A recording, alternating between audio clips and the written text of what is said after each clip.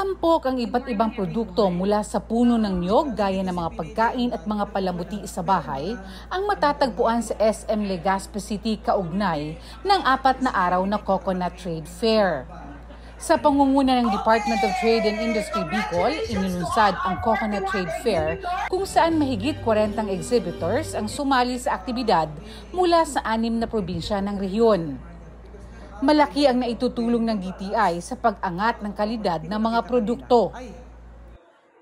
Being the one in charge sa marketing promotion, kaya kaming nag-implement ng mga market development programs for the coconut industry, yung ating mga farmers and other stakeholders in the industry. Pero hindi rin daw matatawaran ang kontribusyon ng Philippine Coconut Authority na siyang nagsisiguro na maganda ang produksyon ng niyog, lalo na sa Kabikulan. But we cannot do so much on marketing kung walang raw materials. Kaya nandiyan nga si Philippine Coconut Authority kasi sila yung in charge sa production, to improve the production capacity of our farmers. Kasi kahit gaano kaganda yung ating promotional effort sa ating mga produkto, kung hindi yun masusuporta ng the right volume ng raw materials, wala rin yun pupuntahan. Dumalo ang mga opisyal ng PCA Bicol sa pagbubukas ng trade fair. Wala man silang pinansyal na kontribusyon sa naturang aktibidad na tulungan naman raw ng PCA ang mga kasaling exhibitors sa trade fair.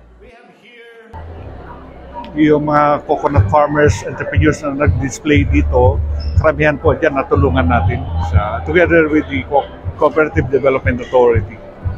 So, ang nangyari, small coconut farmers muna sila, mga association, and then nag-graduate ng cooperative through the help ng CDA.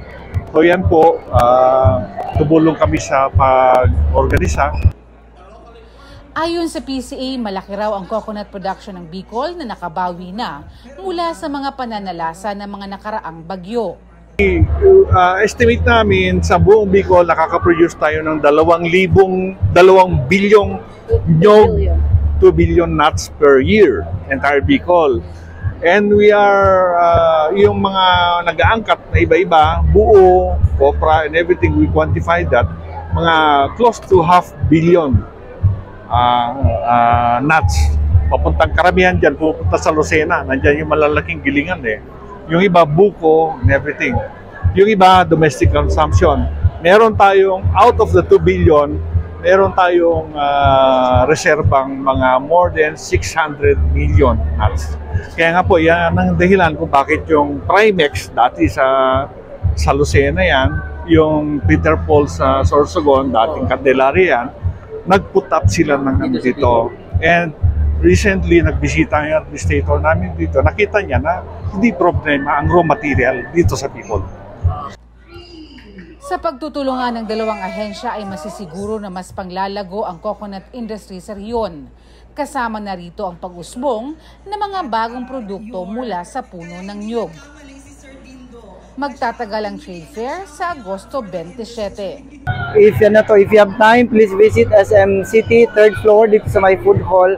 And i-avail natin yung mga mura na mga coconut products na nandito, both food and non-food, from 41 coconut agripreneurs na tawag natin.